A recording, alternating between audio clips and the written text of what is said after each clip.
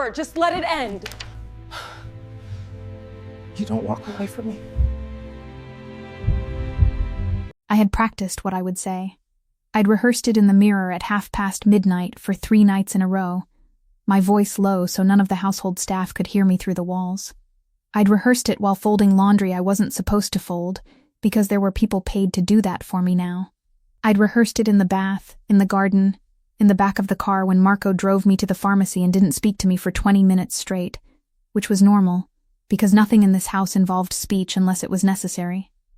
I'm setting you free, Damien. That's all this is. I'm setting you free. The papers sat in a manila envelope on the passenger seat of my memory, crisp and legal and obtained quietly through an attorney in the outer city, whose card I'd found at the bottom of my father's desk. I hadn't told anyone. I'd called from a payphone, an actual payphone which still existed apparently, because I was already learning, after 13 months living inside the edges of Damien Vitale's world, that certain conversations needed to disappear before they could be used. It was the learning that had undone me, the slow, creeping education of what it meant to exist here.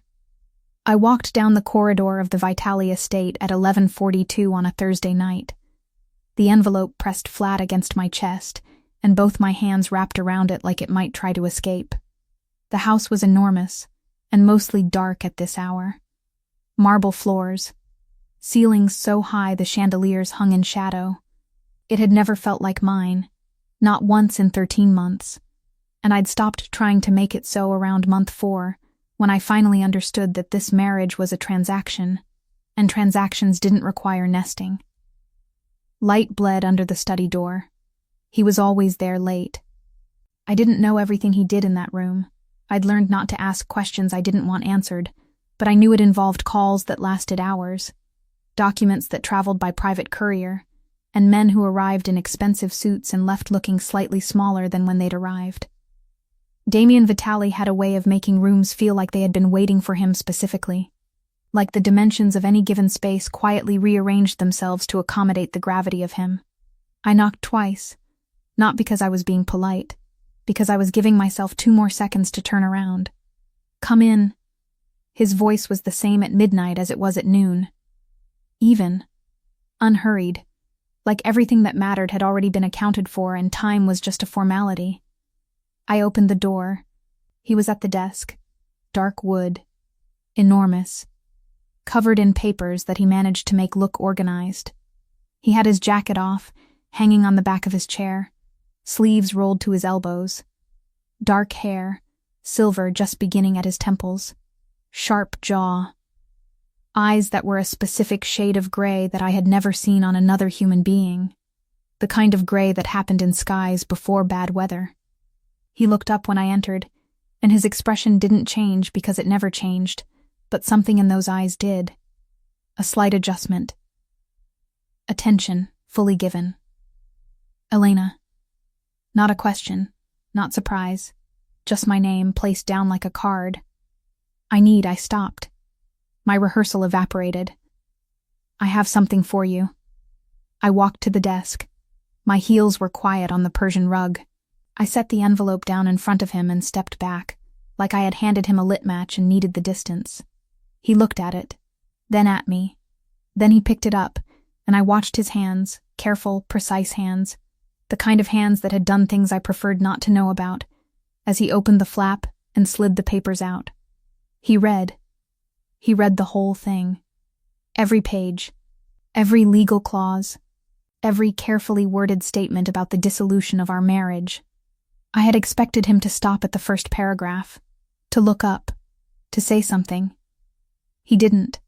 He turned each page slowly and read, and I stood with my arms wrapped around my own waist and watched him, and the silence in that room was the loudest thing I had experienced in 13 months. "I had them prepared by someone independent," I said, because I couldn't stand the quiet anymore. I didn't include anything about assets. I don't want anything. I left the financial section blank because I don't think that's right. I'm not trying to. I stopped.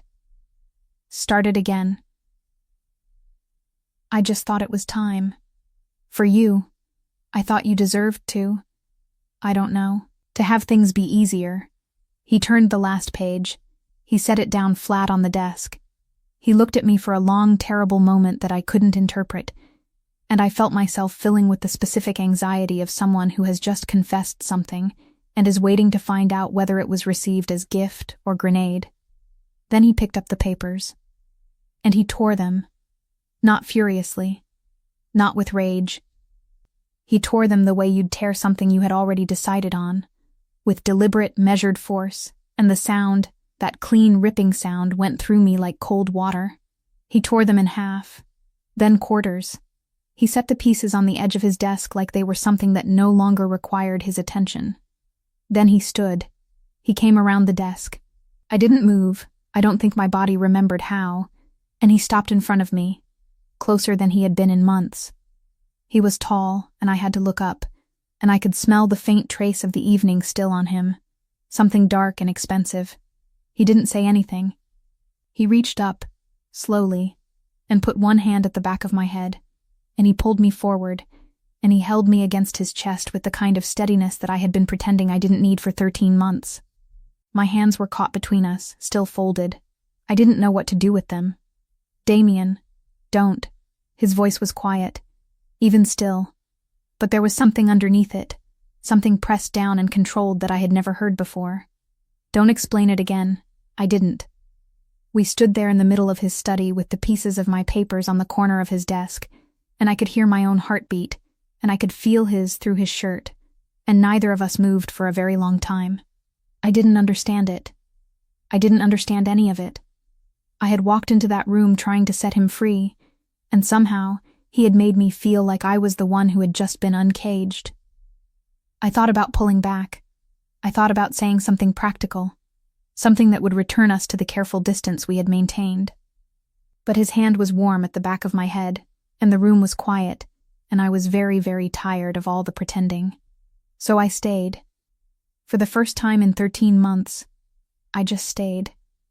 My father was a man who believed in handshakes. He believed that a man's word, given clearly and witnessed by the air between two people, was more binding than any document. He told me this when I was 7, when I was 12, when I was 19 and leaving for university. He believed it with the kind of certainty that made it sound like gospel, and not, as I eventually understood, the quiet philosophy of a man who had shaken hands with the wrong people and was slowly being swallowed by it. His name was Anton Voss. He had run a mid-level import business out of a converted warehouse in the Port District. Shipping manifests, customs brokers, a small network of trucks and drivers and logistics men he'd known since he was young. For most of my childhood, it was enough. We weren't wealthy, but we weren't afraid. The house was warm. There was always food. He took me to the cinema on Sundays. What I didn't know until he was already sick, when the hospital had become our second home and the doctor spoke to me in the hallway because he couldn't hear their honesty, was that the import business had been absorbing money that didn't belong to him for years. Not stolen, exactly. Borrowed, he called it once, in a morphine-soft moment when his guard had come down. I borrowed Elena. I always meant to return it. The people he had borrowed from were the Vitali family. Not borrowed, by the time I understood the full picture. Owed. 3 years of growing debt and missed installments and favors done in exchange for patience. By the time my father died, 4 months after the diagnosis, faster than anyone expected, the number attached to our family name was substantial enough that it had a physical weight. I was 23 years old and I had a degree in graphic design and a small portfolio of work and a flat in the city I'd been renting for 11 months. And I received a phone call from a man who told me, very politely, that he represented certain interests and that there was a matter that required my attention. I almost ignored it. I didn't, because something in his tone reminded me of my father, not of the man he was at his best, but of the man he became in those last months, when he looked at me with an apology in his eyes that he never quite said out loud. The meeting was held in a private dining room of a restaurant I would never have gone to on my own. There were 2 men at the table when I arrived. One I would come to know as Luca, Damien's second, a compact man with a pleasant face and unpleasant eyes. The other was Damien Vitali himself. I I had not expected him to be there. I had not expected him to be what he was. I had formed a vague image during the drive over, older, softer, the kind of man who accumulated debts at a distance and collected them through intermediaries. The man who stood when I entered the room was none of that. He was 31 then, composed and quietly watchful, and the restaurant seemed to understand that he was the most significant thing in it. He explained the situation with the directness of someone who considered dishonesty a waste of time. The debt, the options, none of the options were good. And then, he said that there was a fourth possibility, one he was offering not as a demand but as a practical arrangement. Marriage. He needed a wife. Not for love, he made that clear without making it unkind. He needed a legal, social wife for reasons that existed in the gray territory between business and politics, a counterweight to certain pressures being applied to his family's position. He wanted someone not from his world, someone clean, as he put it, in a way that was not demeaning, but was painfully precise. The debt would be dissolved. I would have security. I would have his protection. The arrangement could be revisited in 2 years if either of us desired otherwise. I said no. I drove home and sat in my small flat and cried for an hour. Then I thought about the alternative. I thought about what 3 men in the hallway of the hospital had said to my father when they thought I wasn't listening. I thought about the word collected and what it meant in a language where hands shook to seal the wrong kind of deal. I called the number they had left. The wedding was small and legal, and happened on a gray morning in November, 13 months before I walked into his study with those papers. There were no flowers. There was a brief lunch at the restaurant where we had first met, attended by Luca and one of Damien's aunts who patted my hand and said nothing. I wore a cream dress I had bought from a department store rack. Damien wore a dark suit and was impeccably composed throughout, which I appreciated, because if he had been kind I might have actually broken down. And then I moved into the estate. And the careful distance began. He was not cruel. That was the thing that complicated my understanding of everything. He was not cold. Exactly, cold implied indifference. And Damien was never indifferent. He was contained. He was present in the house but occupied in a way that left little room for anything that wasn't essential. He had his world, and it was enormous and demanding and dangerous, and I had mine, which consisted of the East Wing guest suite, a studio he'd had set up for my design work, a garden I walked in when the anxiety got too big for walls, and the slow, painful education of learning to live beside someone without knowing them. He always knew where I was. Not intrusively. I wouldn't find out until later exactly how he managed this. But there was never a moment in those 13 months when something in his attention wasn't turned in my direction. I just didn't understand it then. I thought it was management. I thought it was the careful administration of his investment. I thought I was a problem that had been solved and filed. The night I brought him those papers, I had been thinking about his freedom for 3 weeks. I had watched him in a conversation with a man named Corelli, a political contact, large hands, small eyes, the kind of man who laughed to fill rooms, and Corelli had said something about domestic complications and looked directly at me, and something had moved across Damien's face that I had never seen before. Not anger, not embarrassment, something quieter, something that looked, briefly, like pain. I had decided then.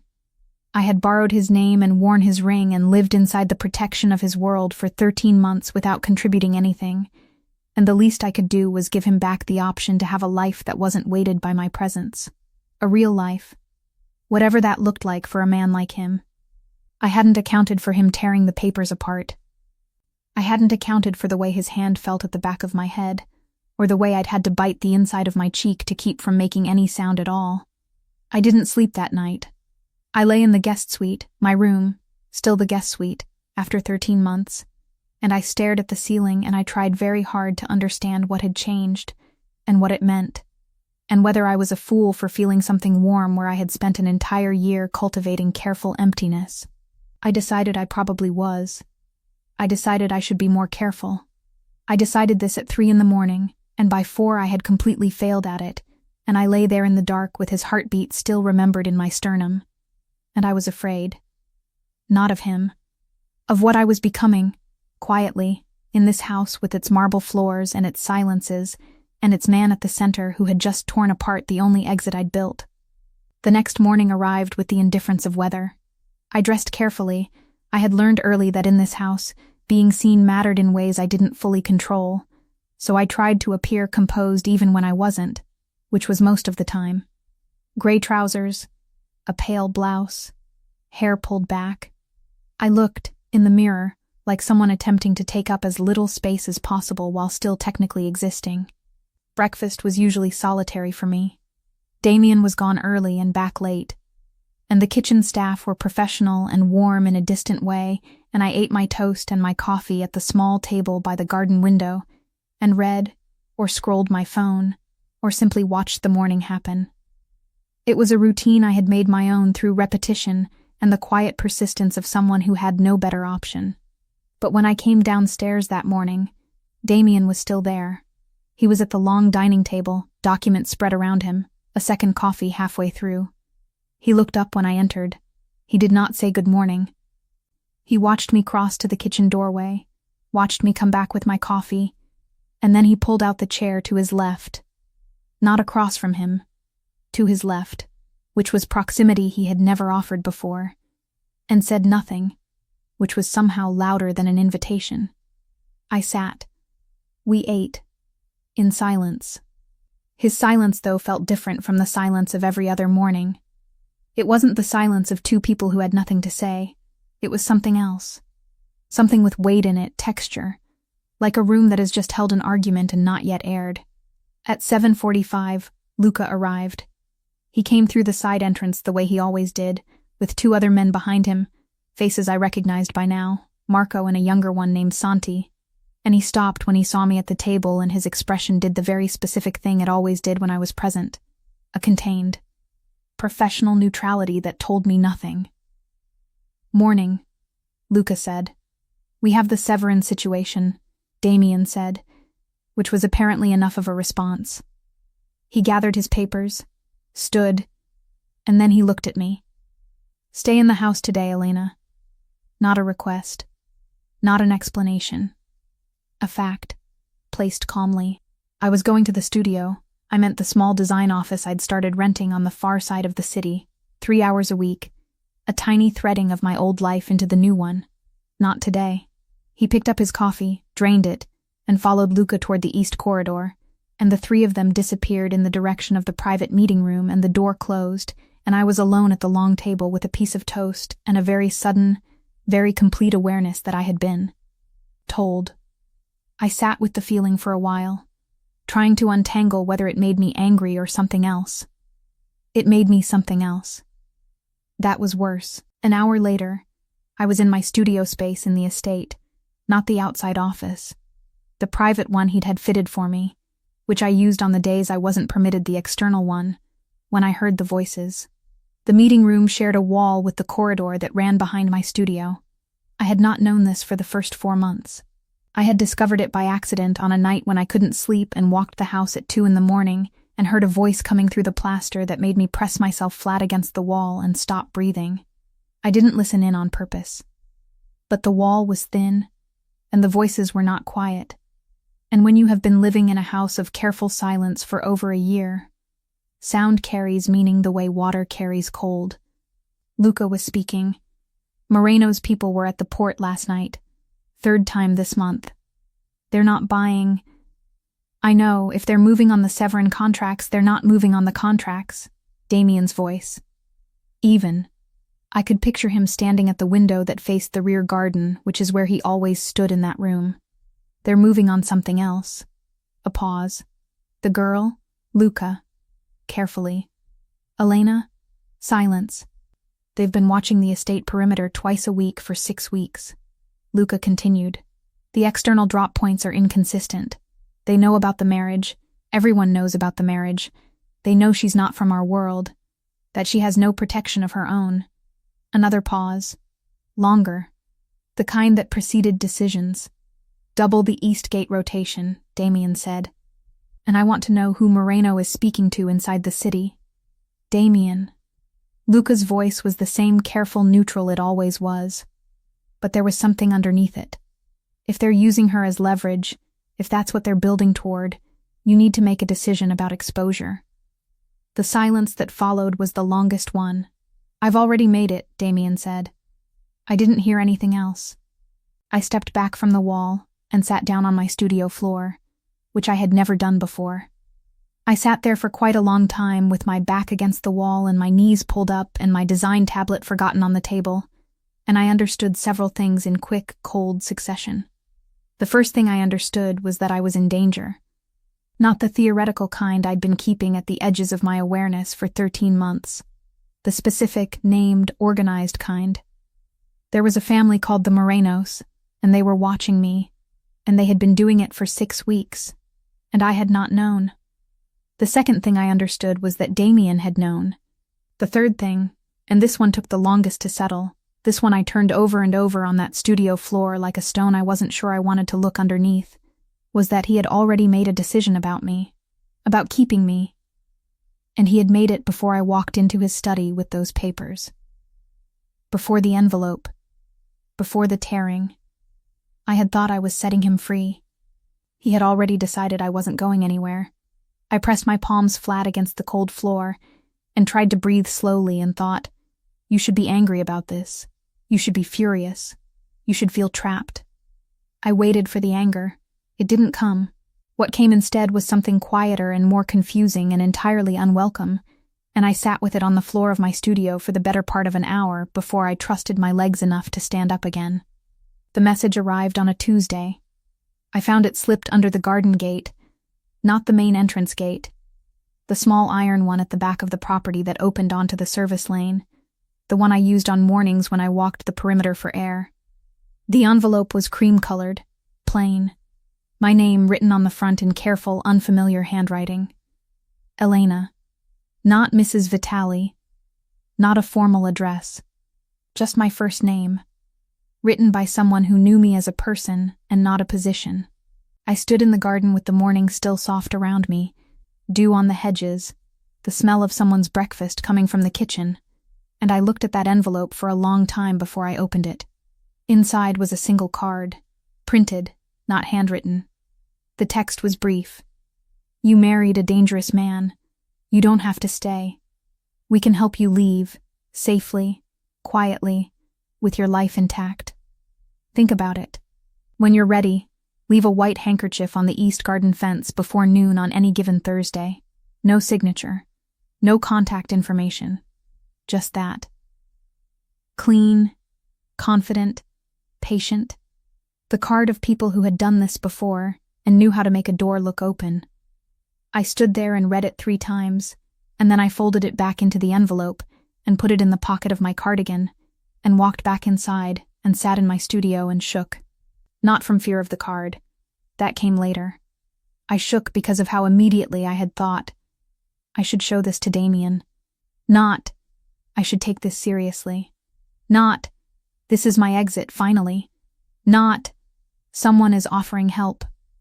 My first thought had been him, wanting to give it to him, and that told me something about the past 13 months that I had been very carefully not admitting to myself. I didn't show him the card that day. I didn't know why, exactly. Partly because I needed to think. Partly because the card had a logic to it, you married a dangerous man, that I couldn't simply dismiss. I had married a dangerous man. I knew that. I had known it on the morning in November when I signed my name next to his, and thought, what have you done, Elena Voss? But I had also, on the floor of my studio, understood something about the way he'd said I've already made it. And I was trying to figure out what those 2 things meant when placed together. I spent the week living with the card in my cardigan pocket. It traveled with me the way guilt travels, present and quiet and occasionally taking up too much room. On Friday, Damien found me in the east garden after dinner. He came through the side door and crossed the lawn in that unhurried way he had, hands in his trouser pockets. And he stopped beside the bench where I was sitting with my knees together and my hands in my lap, and the card in my pocket and a feeling like every wrong choice I had ever made was. queuing politely to announce itself. "You've been quiet," he said. "I'm often quiet." He looked at me. The evening light made his eyes darker than usual, more charcoal than silver. "Not this quiet," I almost told him. The card was right there, a fold of paper. Nothing, and I almost reached into my pocket and handed it over and let him do whatever he did with threats because he was clearly better equipped than I was. Instead, I said, I was thinking about my father, which was also true, so it was only half a lie, which I told myself as I watched something in his expression open briefly and then close. What about him? Whether he knew. I looked at my hands. What he was doing, when he started. Whether he understood where it led. A pause. He sat down beside me on the bench, which he had never done before. Close enough that I could feel the warmth coming off him in the cooling air. He knew enough, Damien said. Quiet, not unkind. Men like your father, they always know enough. It's the rest of it they find ways not to see. That sounds like a criticism. It's not. It's just what it was. He looked at the garden. He was trying to protect you. He just ran out of road before he could. I didn't speak for a moment. And you? I asked. Are you trying to protect me? He turned to look at me. Slow, and that look, unhurried, complete, like he had all the time in existence, and was choosing to spend it on my face, undid about 6 weeks of careful construction inside my chest. Yes, he said. No elaboration, no warmth or chill in it. Just the word, placed down the way he placed everything, like a fact that had already been settled and did not require commentary. I nodded. I looked back at the garden. I thought about the white handkerchief in the cream envelope and the door that someone was holding open. I thought about what it meant to trust someone in a world where trust was the most expensive currency. I didn't take out the card, but I should have. I should have taken it out right then, on that bench, in that quiet evening, while he was sitting close enough that our arms were almost touching. I should have put it in his hand and let him read it, and let him handle it. Because that was what he did. He handled the things that tried to harm me, carefully, completely, before they could grow. I didn't. I left it in my pocket, and that mistake would cost us both before it was over. He told me we were leaving on a Sunday evening. No warning, no extended explanation. Luca was in the hallway when I came downstairs, and there were bags, my bags, already packed by someone, which startled me, lined up beside the front door, and Damien came out of the study with his coat on and said, "We're going to the Alderton property. Tonight." For how long? As long as necessary. I opened my mouth. "Pack anything from the studio you need." He looked at me steadily. "We leave in an hour." Luca drove us in a car that was not the usual car. Larger, darker, windows tinted to opacity. There was a second vehicle behind us that I couldn't see clearly. Santi was in the front. No one explained anything, and I sat beside Damien in the back and watched the city give way to motorway, give way to countryside, and tried to talk myself into asking what was happening. "The Morenos made a move," Damien said at mile 14. Unprompted. I went very still. "Nothing direct," he continued, "but direct enough that I want you off-site." He looked forward, not at me.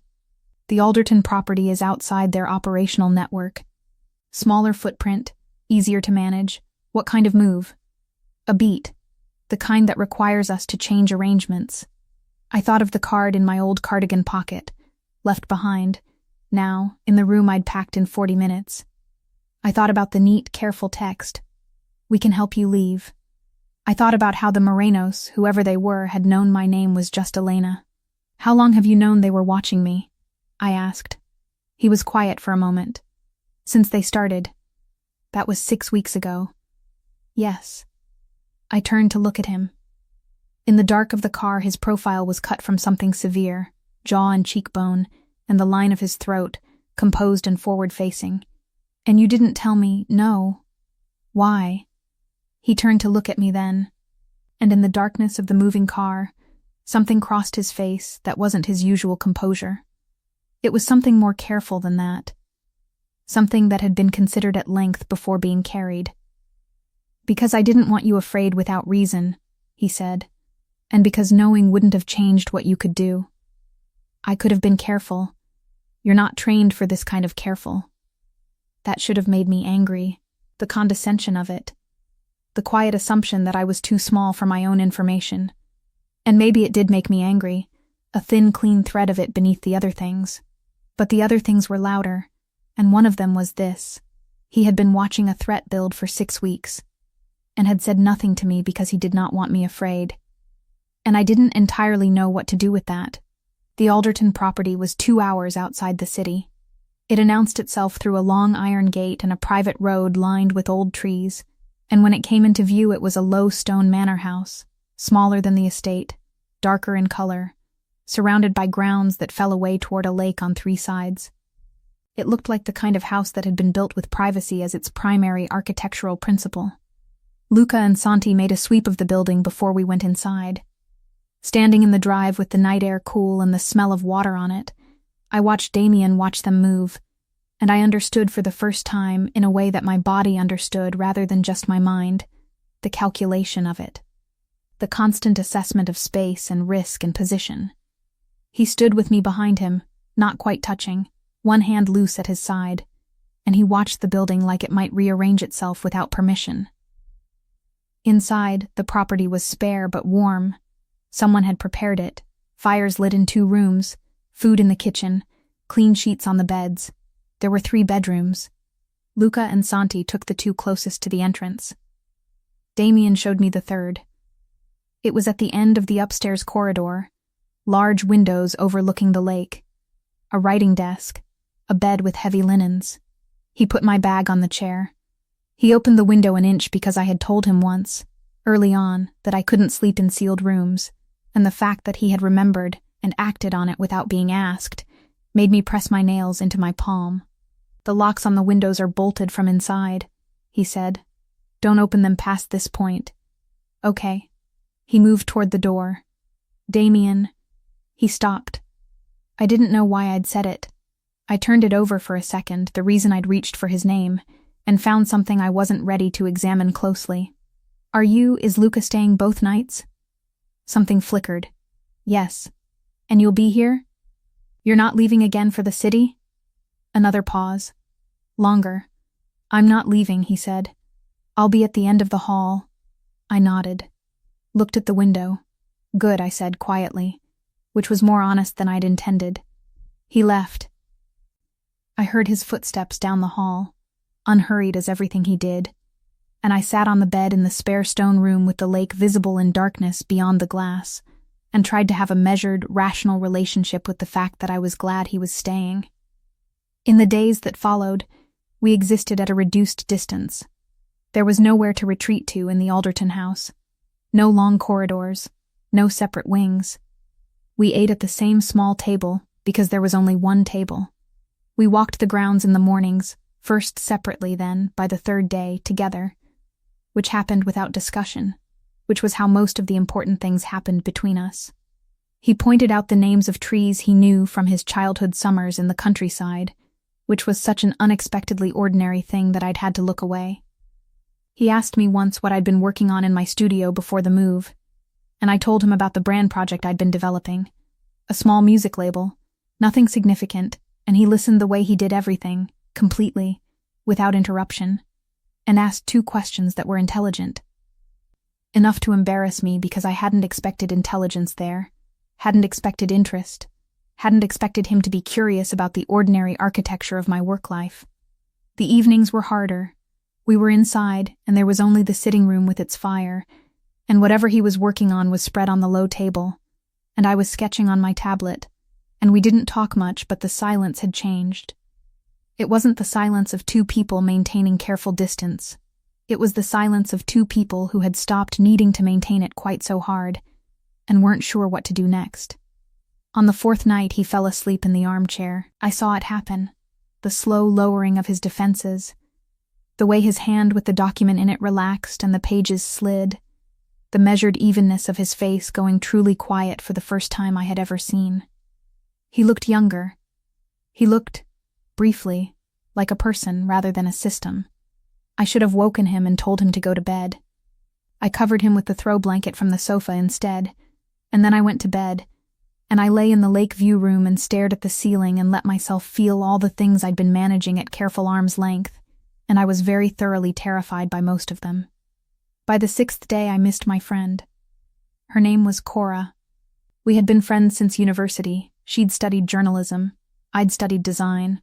We'd shared a flat for 2 years and argued about washing up, and knew each other the way only people who've been truly inconvenient to each other can. When I married Damien, Cora had been the only person I'd told, and she had sat with me in my flat the night before the wedding and not tried to talk me out of it, just said you'll call me with the ferocity of someone making a demand disguised as a statement.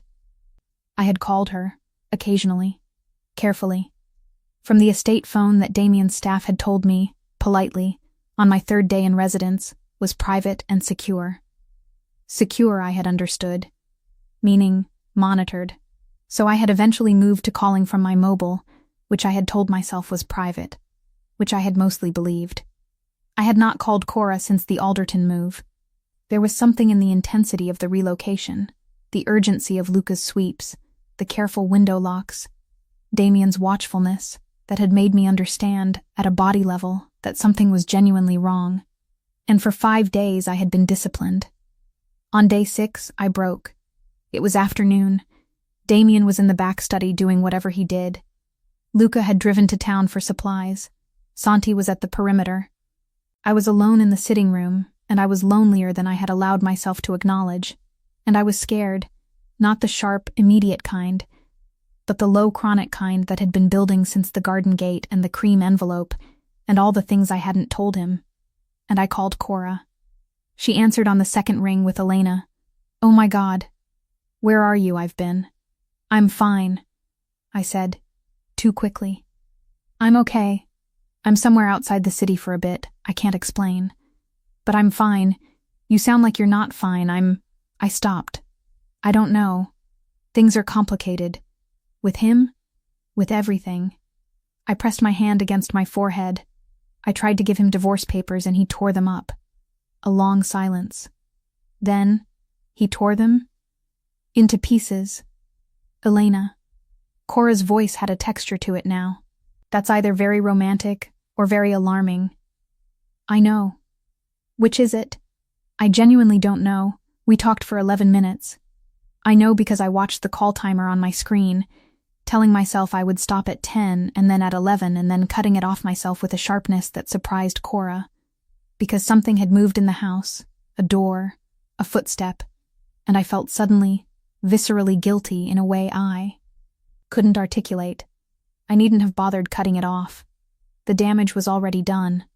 I wouldn't understand this for another 48 hours, when Luca came back from the perimeter at 9 in the evening with a different energy to him, and he spoke quietly to Damien in the kitchen, and I watched from the hallway as Damien went still in a way I had never seen before, not the controlled stillness of his normal composure, but the specific stillness of a man receiving information that costs him. He turned and saw me. "Come in here," he said. I came in. Luca left. The kitchen was quiet, the overhead light warm, the lake invisible through the dark window. Damien stood with his hands flat on the counter and looked at me, and I had never felt so clearly known by a look in my life. "Your phone call," he said. 2 days ago. How long did you speak?" Everything went cold. 11 minutes, I said. A muscle moved in his jaw. "Did you speak from inside this property?" "Yes." "From your mobile?" "Yes."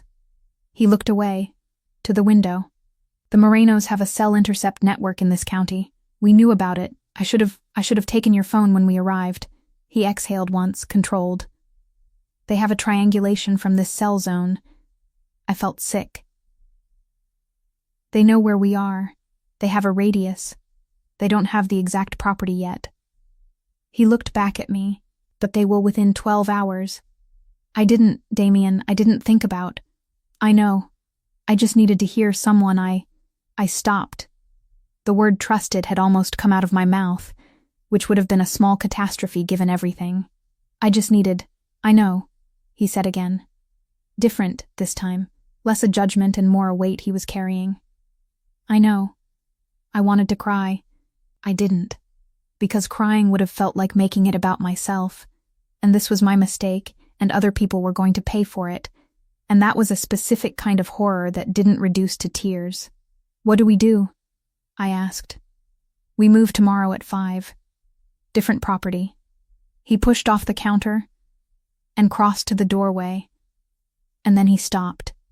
His back was to me. "Next time you need to speak to someone, come to me first." I almost said, "But you wouldn't understand." I almost said I needed someone who knows me. I almost said the truly honest thing, which was that the reason I had called Cora was because the things I was feeling about him had become too large to carry alone in this house, and I hadn't been able to go to him with them directly. I said none of that. "Okay," I said. "I will." He left. I stood in the kitchen for a very long time after, not crying, just feeling the specific texture of having made a mistake that had weight, real weight, the kind that falls on more than one person. I pressed my hands flat on the counter the way he had, and looked at the dark window, and thought about the cream envelope, and the card, and all the things I'd chosen not to hand over, and I understood that I had been managing information like it belonged only to me. And in this world, in this particular life I had agreed to, nothing worked that way. I went and knocked on the back study door. Yes. I opened the door. He was at the desk, already making calls. He looked up. "There's something else," I said. I told him about the card. He listened to all of it without interrupting. I told him about the garden gate and the cream envelope, and the card with its neat, patient text, and the white handkerchief invitation, and while I spoke he leaned back in his chair and watched me the way he watched everything, with that complete, undivided attention that was both steadying and terrifying in equal measure. I told him I'd kept it, that I'd thought about it, that I hadn't put the handkerchief out, not because someone had talked me out of it, but because I hadn't wanted to. I told him that I was sorry I hadn't said so sooner, and I watched his face for anger. It didn't come. When I finished, he sat forward and looked at his hands for a moment. "They've been cultivating a path out for you," he said. "For weeks. Yes. They wanted you afraid enough to use it." I nodded. He was quiet. "Then, the card. They wrote your first name." I noticed that. "Someone who knows you gave them that. Someone who knows you're here as Elena, not as my wife." He looked up. "It's probably someone from your life before. That was a different kind of sick." I thought of the small circle of people from before. Cora, 2 university friends, a colleague, people I trusted, people who had no context for what this information could be weaponized to do. "I'll handle it," he said. Not threatening, just factual. "What does that mean?" "It means I'll find out who spoke to them, and I'll make sure they don't do it again." He looked at me steadily. "It won't be violent. They're civilians. But they'll be persuaded to let this particular association go." I believed him about the nonviolence. I'd learned enough by then to understand that Damien's world operated in scales, and people without power were treated differently from people with it. It wasn't mercy exactly. It was practicality. Civilians didn't have currency worth damaging. "Okay," I said. He nodded once. Then he picked up his phone and made a call that was brief and quiet and in Italian, which I understood fragments of by that point, and whatever was on the other end said what he needed to hear, and he put the phone down. "Go to bed," he said. "We leave at 5. I turned to go. "Elena." I stopped. "You were right to tell me." A pause.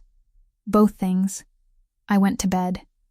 We moved at 5 to a property farther north, a converted farmhouse. Nothing like the manor. Lower ceilinged and older smelling, with a kitchen garden and a creaking staircase and windows that let in too much weather. Luca was on edge in a way he was usually very good at hiding, and Santi drove like someone who was watching the rearview mirror rather than the road. And I sat in the back with Damien and didn't speak, and felt the tension of the car like a second skin over my own. It was on the second night at the farmhouse that everything shifted. Someone had gotten close to the perimeter in the early morning hours. A scout. Luca determined. Not an assault, but close enough. I heard them moving outside my window at 3 in the morning, and sat up in bed with my heart detonating in my chest, and made myself breathe through it. And then Damien was at my door, not knocking, already there, which meant he had been awake, which meant he had been listening, and he came in and said it's handled in that voice of his, and then he saw my face. I had caught my arm on the window latch when I'd startled awake. A shallow cut, nothing significant, but bleeding in that persistent, dramatic way shallow cuts had. He crossed to me without a word and took my arm in his hands and looked at it with the focused, precise calm of someone assessing a problem, and then he went to the bathroom and came back with a cloth and antiseptic and sat on the edge of the bed beside me. He cleaned the cut. His hands were careful. Careful the way everything he did was careful, deliberate, with nothing wasted. I watched his face while he worked, the concentration of it, the fine lines at the corners of his eyes, and I was so exhausted and so frightened and so grateful to have him beside me that I stopped trying to manage any of it and just sat there. "You should have woken me," he said quietly. I didn't want to, I stopped. I didn't want to need too much. His hands stilled on my arm. He looked up, and the distance that lived in his eyes, the careful, managed gray sky distance, was simply gone. Just gone. And what was underneath it was not the composed professional man who ran a crime empire and spoke in facts and tore up divorce papers, but something less armored than that. Something that had been looking at me for a very long time. "Elena," he said. Just that. My name, again, but carrying everything it had never carried before. I looked at him, and my hands were trembling. Not from the cold, not from the fright of the window, and I didn't know how to ask for what I wanted, or even entirely what I wanted, only that the distance between us in that moment felt like the only wrong thing in a world full of wrong things. He reached up and touched my face. Slowly, his thumb along my cheekbone, like he was asking a question through his hands rather than his mouth. "Is this?" I started. Stopped. "I don't know how to—" "You don't have to know how," he said, very quietly. He leaned in, slow, slower than anything, like he was giving me every possible opportunity to stop it. And I didn't stop it. I couldn't stop it. I put my hand against his chest and felt his heart beating, and said, barely, "Okay," which was not elegant or certain or bold, but it was true, and it was mine. He kissed me the way he did everything, with complete, unhurried attention. No urgency, no performance, just the careful wait of someone who had been waiting a long time and had decided that rushing was the worst possible use of the moment. And I kissed him back with everything that 13 months of carefully managed distance had turned into, all the confusion and the longing and the fear and the quiet gratitude, and it was messy and real and nothing like the scripted kisses of the life I'd thought I was going to have. When we broke apart, neither of us spoke for a moment. My hand was still against his chest. His was still at my jaw. And the farmhouse was quiet around us, and somewhere outside Luca was walking the perimeter, and the world was what it was, dangerous and complicated, and not safe and never going to be safe.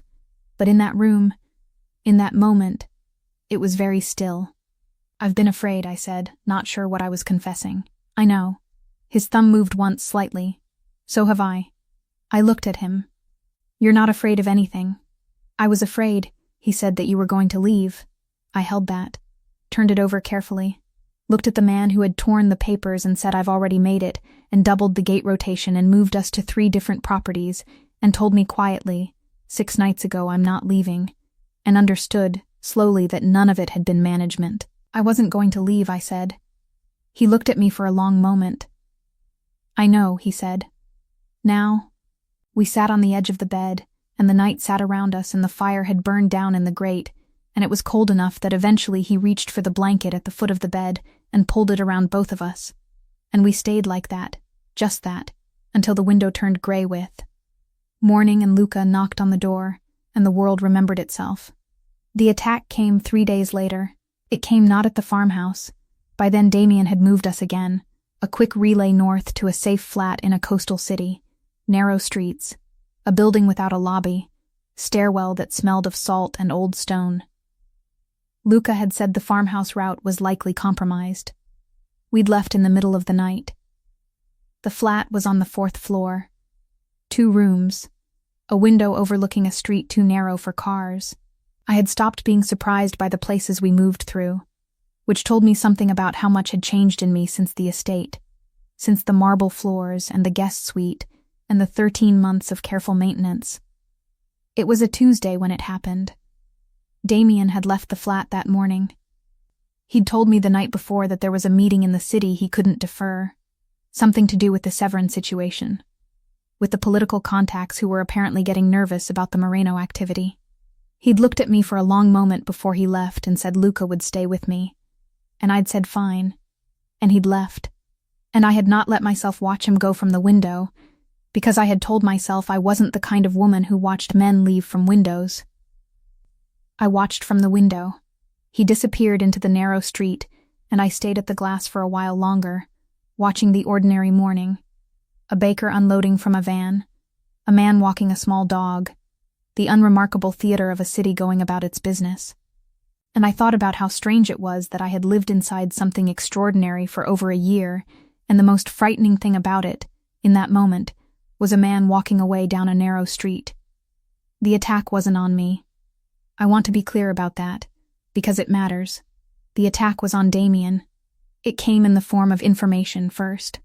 Luca's phone rang at 10:30, and whatever was on the other end of it took the color out of his face in a way I had never seen before. He turned away from me and spoke in rapid Italian that I couldn't follow, and then he was pulling on his jacket and calling Santi, and he turned to me and said, "Stay in this room. Do not open the door. Do not go near the windows," with a precision that told me the careful neutral was gone and what was underneath it was something I should listen to. What happened? My voice was steady. I was surprised by that. There's been a situation with Damien's convoy. A pause. He was assessing how much to tell me. He's alive. I need to go to him. Alive. The word as reassurance is also the word that confirms the question. I pressed my hands together. Was he hurt? Luca's face did something complicated. Go in the back room. Santi is on the door. He left. I went in the back room. I sat on the floor because the chair was too exposed to the window, and I'd remembered what he'd said, once about elevation and sight lines in an offhand way that I hadn't understood was a lesson at the time. I sat on the floor with my back against the interior wall, and I thought about the word alive, and tried very hard to make it enough. The betrayal came out later. Not from an enemy, not from the Morenos directly, from inside. A man named Ferry, who had been with Damien's organization for 4 years, who had been on the payroll, who had been trusted with certain routing information, had been selling position data to the Morenos for 3 months. The convoy had been hit at a junction that only Ferry had known about.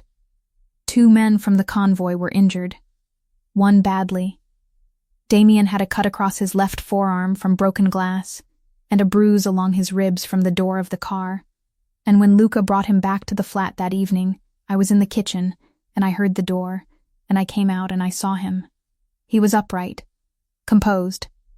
Blood dried on the sleeve of his jacket ruined, otherwise outwardly himself. But there was something in his eyes that I recognized, because I had felt it on the farmhouse floor when I'd understood that my phone call had cost us our location. The look of someone who had been failed by a decision they had made, and was carrying the weight of what that cost. He saw me, and stopped. "You should sit down," I said. My voice was still surprisingly steady. "Your arm needs cleaning." He looked at me for a moment.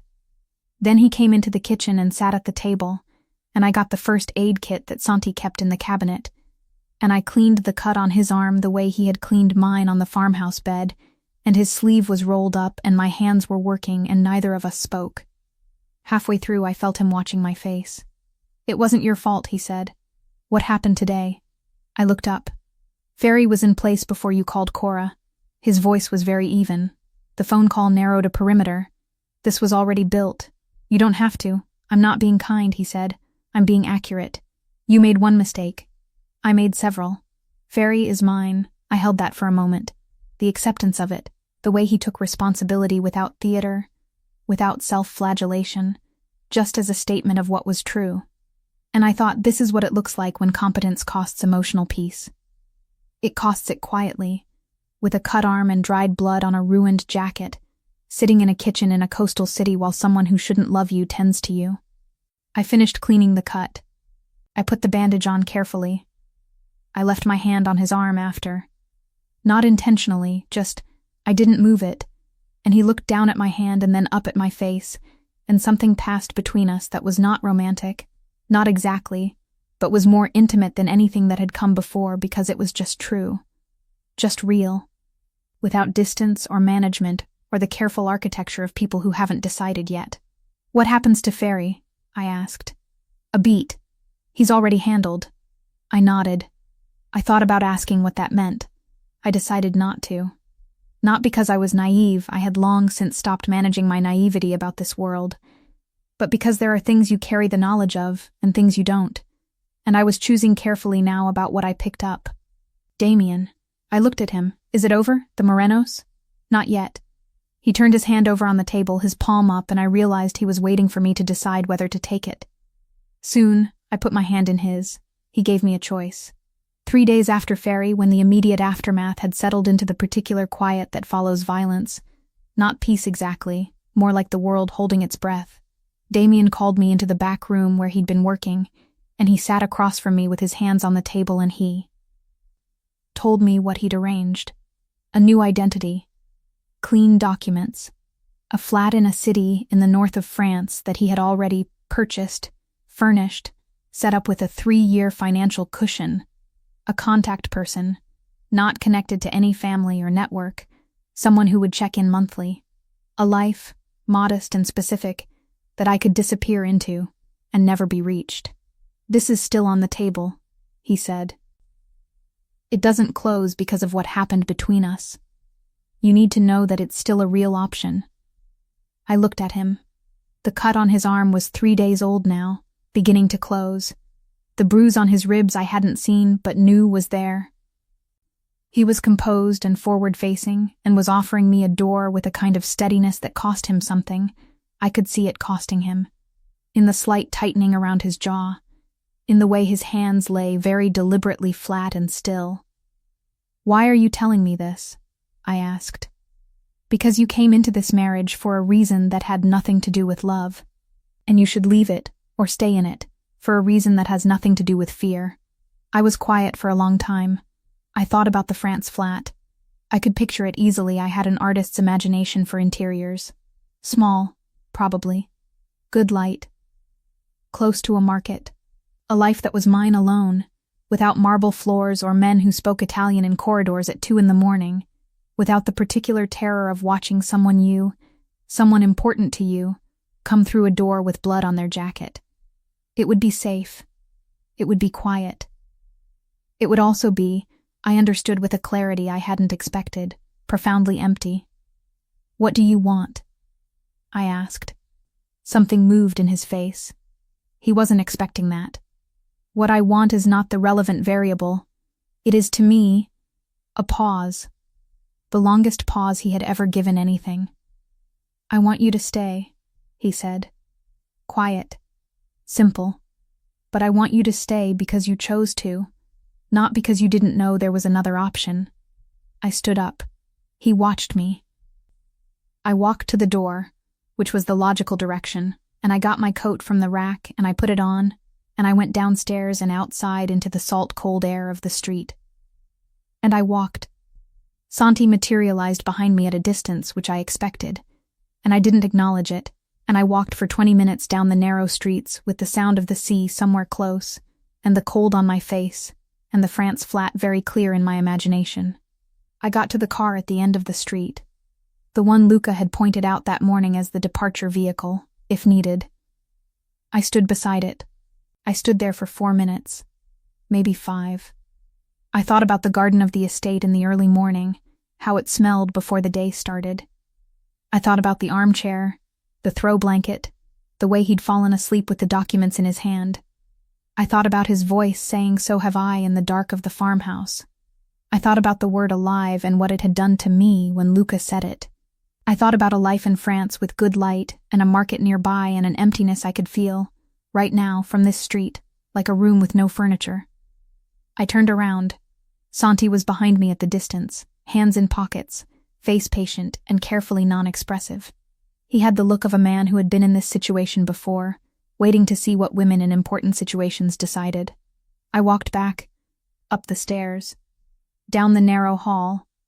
I opened the door to the back room and Damien was at the window, not working, just standing there, and he turned when I came in. I took off my coat. "France is not for me," I said. He looked at me for a long moment. "You're sure?" "I'm sure." Something in him, something held very carefully and for a very long time, came undone. Quietly, the way snow comes off a roof when the temperature shifts a single degree. He crossed the room and he pulled me against him, and his arms were very tight around me, which was not his usual careful, measured restraint, and his face was against the top of my head, and I pressed my hands flat against his back and held on, and we didn't speak, and neither of us made it anything other than what it was. We stood there for a long time. "You're not going to make this easy," I said eventually into his shirt. "No." I could feel him almost smiling. "Probably not." "Good." I breathed. Easy was boring. The Moreno situation ended in the last week of the following month. I wasn't there for the ending. I wasn't meant to be and I didn't ask to be, which was its own kind of growth. The understanding that there are parts of this life that operate outside my visibility, and that choosing to love someone in it means choosing to trust what you can't see. Damien was gone for 48 hours. Luca with him. Santi stayed with me in the coastal flat, and I worked on my design project and cooked because it gave my hands something to do, and I waited. He came back on a Tuesday morning. No blood this time, just tired in a way he rarely let show. He sat in the kitchen and drank coffee, and I sat across from him, and neither of us rushed. "It's done," he said. "The Morenos?" "Managed." A careful word, and I understood the weight of it. They won't be moving against this family again. There are arrangements in place that they'll respect. I thought about what arrangements meant in his language. I had stopped requiring this knowledge translated. "And the person who gave them my name?" I asked. "The one from my old life, who had handed a detail to the wrong people." "A woman you knew from university." "Carla." He looked at me. She was paid. She didn't understand the full picture of what she was facilitating. A pause. She does now. She'll leave it alone. I thought of Carla briefly. A face from a lecture hall. A person I'd known in passing, who had apparently sold a small thread of my life for reasons I would never fully know. I sat with the feeling. It was sadder than I expected. Less angry than it might have been, earlier. "Thank you," I said. "For not. She wasn't the threat," he said. "She was used as one." "That's a different thing." I nodded. I looked at my coffee. "I want to call Cora. I'll set up a secure line." "No hesitation. You can speak to her properly." I looked up. He was watching me with that particular quality of attention that I had spent 13 months not understanding, and now understood too well to pretend otherwise. "Can I ask you something?" I said. "Yes." "The night I brought the papers." I paused. "You already knew about the Morenos. You already knew they were building something. Why didn't you just tell me? Come to me and say stay, here's why." I shook my head. "You tore them up and pulled me back and said don't. You didn't explain." He was quiet for a moment, set his coffee cup down. "I didn't want to keep you," he said, "because you were afraid to leave. I held that. I wanted you to know that you could go, and still choose not to." He looked at me steadily. "I needed to know you weren't staying out of obligation, or debt, or because my name was dangerous enough to make leaving feel impossible. And if I had left?" I asked. "If I'd called the number on that card? A beat. I would have let you." He said it with difficulty, which was a kind of difficulty I hadn't seen before, not the controlled management of a man handling a threat, but something more fundamental, more private. "I would have been very angry about it," he said, "but I would have let you." I thought about that. I thought about him, standing at a window somewhere, knowing I had chosen the France flat, and the good light, and the market. I thought about what that would have cost him. I thought about myself, standing beside that car in the salt-cold street, and the 4 minutes I'd spent choosing. "That was a terrible plan," I said. Something shifted in his face. A softening so brief and so complete that if I hadn't been watching I would have missed it. Yes, he said. In retrospect. I reached across the table and touched his hand. Just that, palm over the back of his hand, fingers against his fingers. He turned his hand over and held mine. We sat with our coffee and the morning light coming in gray through the narrow window. The kind of light that didn't promise anything particular about the day but was honest about what it was. And we didn't need to say anything more. This is the part where I try to tell you that everything was resolved and clean, that the world outside became safe, that the weight of what he was and what his life required and what it would always require simply lifted and settled into a fairy tale. I could tell you that. It wouldn't be true. What was true was this. We went back to the estate 3 weeks later. The marble floors were the same. The ceilings were the same. The long corridors and the high chandeliers and the study with the good Persian rug, all the same. But I walked differently in them. I had the east garden room now, the one with the better light and the view of the old oak, and the guest suite was being redesigned for something else, which had been Damien's instruction and had been delivered to the interior contractor while I was standing beside him in the hall, which was his way of saying things he didn't make speeches about. Cora visited on a Saturday. She arrived in a car that Santi drove, which she found extremely funny, and she sat in the kitchen and drank tea and looked around the estate with the specific expression of someone cataloging an enormous amount of information for later use. And then she looked at me and said, quietly, "You're okay." "Yes," I said. "You look different. Probably." She leaned forward. "Good different." I thought about everything that had happened between the night I walked into the study with those papers and the Tuesday morning kitchen and the hand across the table. I thought about the farmhouse and the France flat and the salt-cold street. I thought about the woman who had practiced in the mirror, quietly, "I'm setting you free," not knowing that the act of trying to free someone could be its own kind of declaration, and not knowing that he would hear it as one. "Yes," I said. "Good different." Damien passed through the kitchen doorway midway through the afternoon and did the brief, calibrated courtesy of introducing himself properly to Cora, which she received with excellent composure and eyes that were absolutely taking everything apart. And then he looked at me across the room in a way that was quiet and complete and only mine, and left. Cora watched him go. Then she looked at me. "Oh," she said simply. "I know," I said. "Elena." "I know." She held her tea. "Are you safe?" I thought about the question properly, the way it deserved. I thought about what safe meant in a world where danger had a name and address and schedule. I thought about what safe meant when the person you love carries a world on their shoulders that could, on any given Tuesday, arrive with blood on their sleeve. I thought about all the things that were still true, the risks, the permanence of his world, the fact that peace in this life was always provisional, always earned, never simply given. "Not always," I said. "Not guaranteed." She nodded. "But yes," I said. "Mostly. In the ways that matter." She seemed to accept that. She was a journalist. She understood that honest answers were rarely symmetrical. That evening, after Cora had gone, I found Damien in the study again. It was late. The house was quiet. The light was under the door the way it always was. I knocked twice, out of habit now, not hesitation, and came in.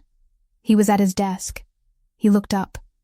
I crossed the room and sat in the chair across from him, the one I had never sat in before, the one that was for meetings and conversations that mattered, and I put my feet on the edge of his desk in a way that was an absolute breach of the formality that desk was designed for.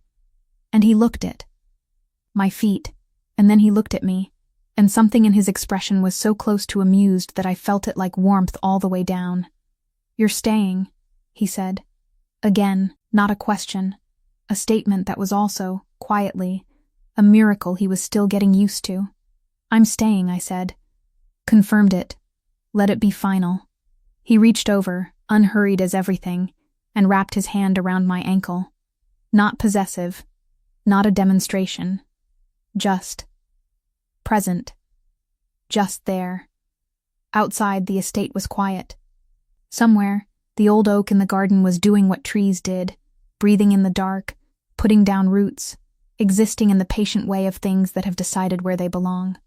The night was long, and the world was not simple, and the life I had walked into on a gray November morning was not going to become simple just because I had chosen it. But there was his hand at my ankle, and his eyes in the lamplight and the torn pieces of an old envelope long since gone, and in the quiet of the study I sat across from him and let the last of the careful distance dissolve, finally, into something truer and less armored, and entirely my own. I had walked into this room trying to set him free. He had torn the papers. He had pulled me close. And I had stayed, not because the world was safe, not because love makes things clean or easy or without consequence, but because the alternative, the good light, the France flat, the emptiness I'd felt standing beside a car on a salt-cold street, was not living. This was.